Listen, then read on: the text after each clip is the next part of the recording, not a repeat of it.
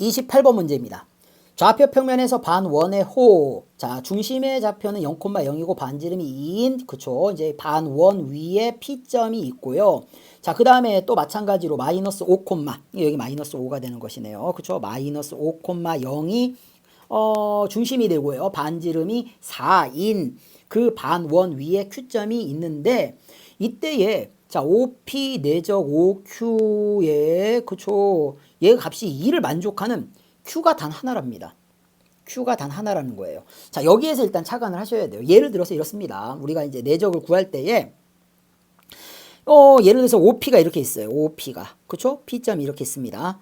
그리고 난 다음에 여기에다가 우리가 무엇인가 이제 정사용 시킨 게 그쵸? 곱해가지고서 그 값이 2가 된다라고 했는데 예를 들어서 이렇게 두 개가 나오는 경우도 있을 수 있다는 얘기입니다. 그러면은 여기 OQ 이렇게 있고 OQ 있고 이렇게 Q점이 두 개가 나오면 안 된다는 얘기예요. 하나만 나와야 된다는 얘기입니다. 하나만 나와야 된다는 얘기예요. 자, 그러면은 이때의 내적에서는 정사형의 개념을 이용하시는 게 훨씬 유리합니다. 선생님이 봤을 때는요. 그렇다라고 하면은 이런 식으로 Q점이 하나란 얘기는 그쵸? 접점이 된다는 얘기입니다. 접점이 된다는 얘기예요. 아, OP로 내가 정사형 시켰을 때에 그게 접하는 점이 되어야 된다는 얘기예요. 따라서 이런 그림이 아니라 선생님이 이제 그림 한번 그려볼게요. 이러한 형태의 그림이 된다는 얘기입니다. 자, OP가 이렇게 있으면은 여기 어딘가에 접점이 있어서 여기 이제 수선의 발을 내려 긋는 거예요. 이렇게요. 수선의 발을 내려 긋습니다. 그쵸? 그때의 요 점, Q점이 한 점만 딱 이렇게 있어야지만 된다는 얘기예요. 한 점만. 그러면은 잘 보십시오. 여기서 여기까지 가는 요 OQ 벡터가 있고요. OP 벡터가 있는데 일단 OP 벡터의 크기가 얼마입니까? OP 벡터의 크기가 반지름이 2다 보니 2가 나온다는 얘기예요. 그럼 2에다가 얼마를 곱해야지만요. 그렇죠? 2에다가 1만 곱해야 된다는 얘기입니다. 1만. 그럼 1만 곱한다는 얘기는 OQ 벡터를 OP 벡터 선상으로 정사용 시켰을 때 그 크기가 그렇죠? 그 크기가 이 크기가 1만 돼야 된다는 얘기입니다. 1. 그리고 이제 수직이 되는 것이죠. 수직. 그쵸? 이렇게 정사용 시키는 거니까요. 그렇게 되면은 내적의 값이 2가 되더라라는 얘기예요. 자, 그러면은요, 이제 간단하게 답 구할 수 있겠네요. 그러니까 이 내적의 개념이 여러 가지 개념이 있습니다. 뭐 내적의 정의가 있을 것이고요. 그 다음에 이제 지금 선생님이 얘기한 정사형의 개념이 있을 것이고요.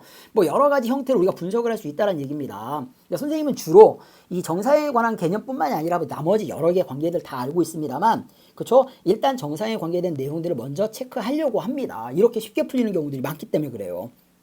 자, 그러면은 여기에서 수직으로 쭉 긋게 되면은 여기 길이가 이제 1이 되는 것이죠. 여기 직각이 되는 것이고요. 그러면 너의 반지름이 얼마였습니까? 4였었는데 1만큼 빠지는 거니까 네가 3이 되더라는 얘기입니다. 그 얘 길이가 지금 얼마예요? 5죠. 그럼 너의 길이는 얼마가 됩니까? 여기 4가 된다는 얘기예요. 4가 된다는 얘기입니다. 자, 왜 이 얘기를 하냐면은요. 우리가 이제 이때의 P점을 구합니다. P점. 그럼 P점이라고 하는 것은 결국에 그쵸? 얘와 5는 아니죠. 여기 C라고 잡을게요. 우리가요. C라고 잡으면 CQ와 평행한 OP가 나오게 될 거란 얘기입니다. 그럼 원점을 지나면서 자, 요거랑 기울기가 같은 직선을 만드시면 돼요. 그럼 Y는 자, 얘의 기울기는 얼마가 됩니까? 기울기 얼마가 돼요? 그쵸?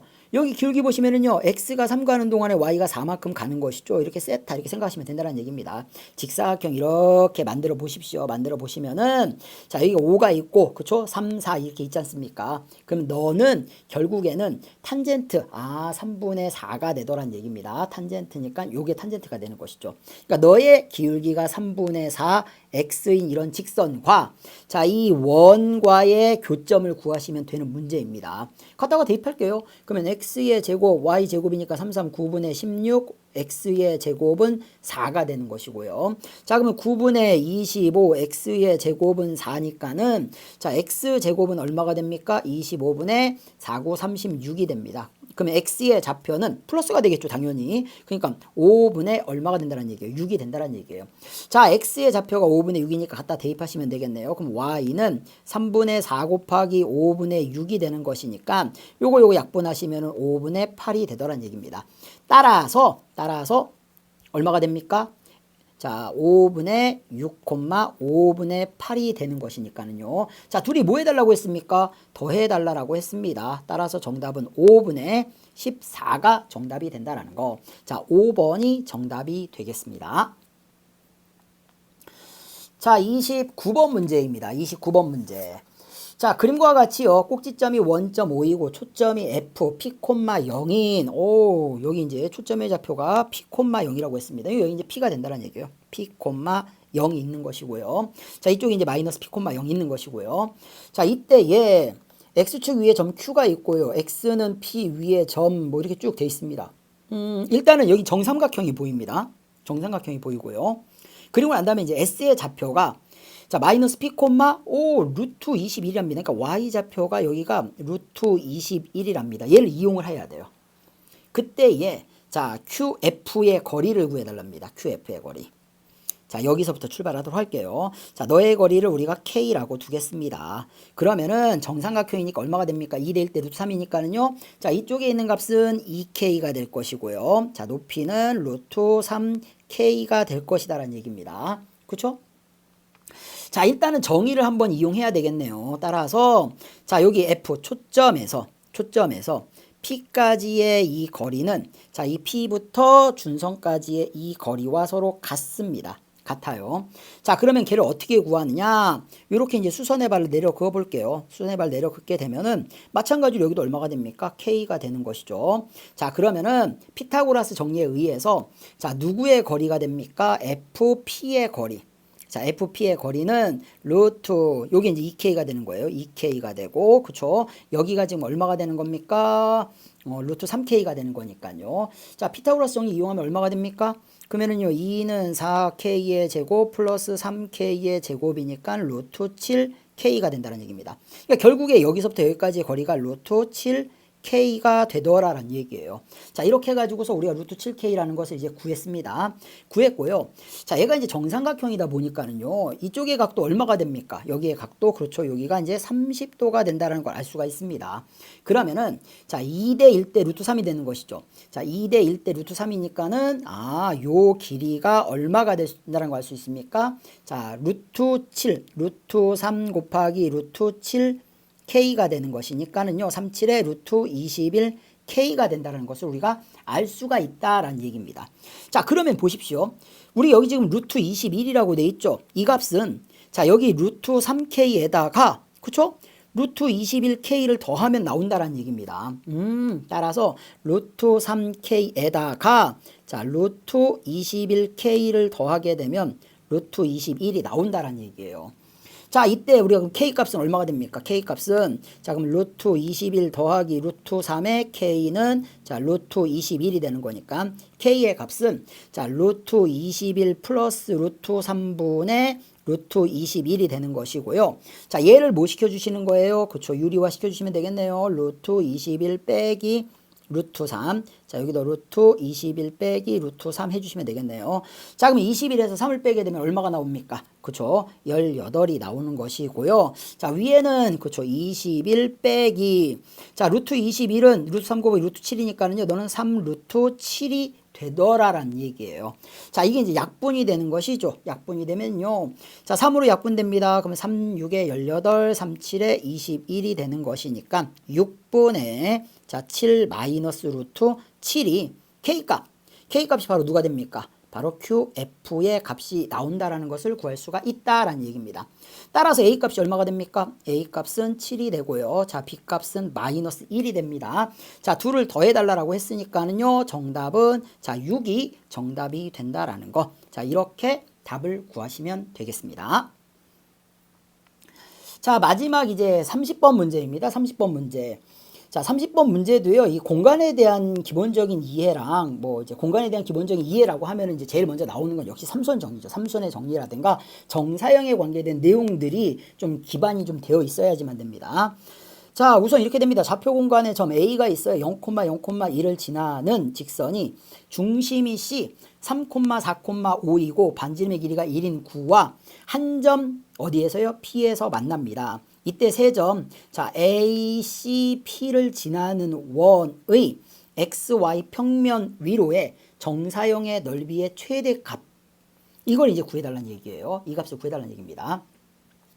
한번 이제 그려볼게요. 우리가 이제 x축이 이렇게 있습니다. x축이 있고요. 자, y축이 이렇게 있고요. 자, 그 다음에 이제 z축이 이렇게 있을 것이다라는 얘기예요. 자, 맨 처음에 a점은 어디 있냐면은요, 0,0,1이니까는 여기 어딘가 a점이 이렇게 있다라는 얘기입니다. 여기 1이 있는 것이고요. 자, 그리고 우리가 중심의 좌표가 3,4,5니까는요, 뭐 이쯤 어디 3이 있고요.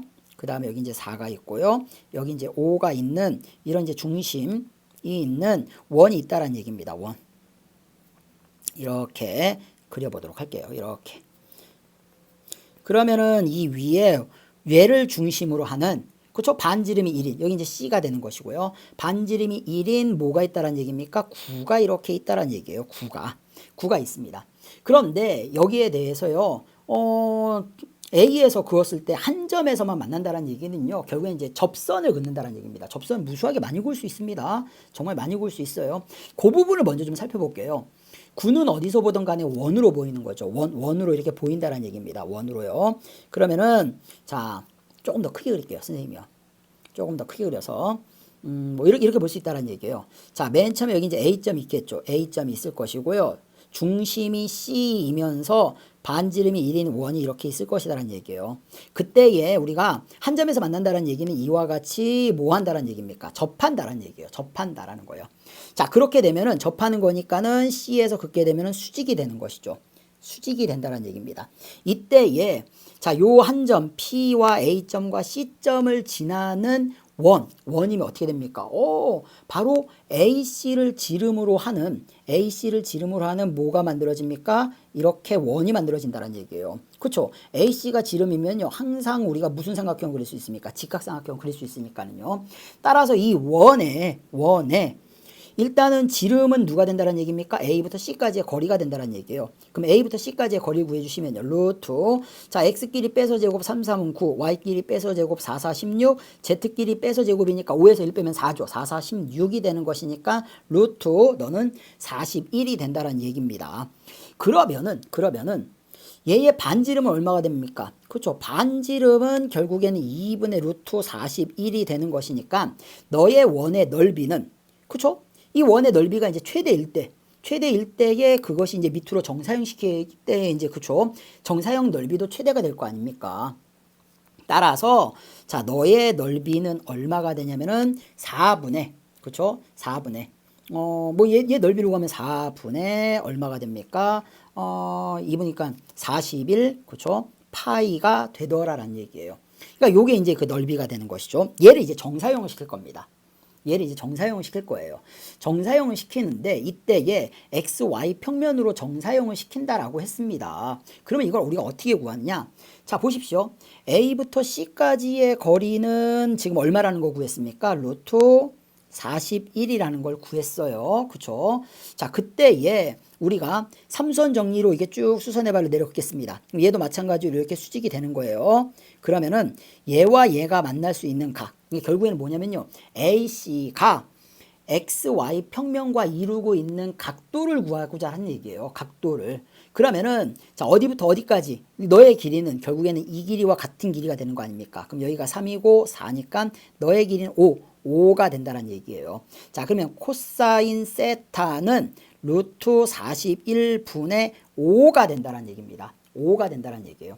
자 그 값은 그쵸 이 위에 선생님 이 위에 넓이가 얘가 왜 가장 최대입니까? 라고 얘기를 하는데요. 예를 들어서 이거예요. 9인데 다른 쪽으로요. 그렇죠?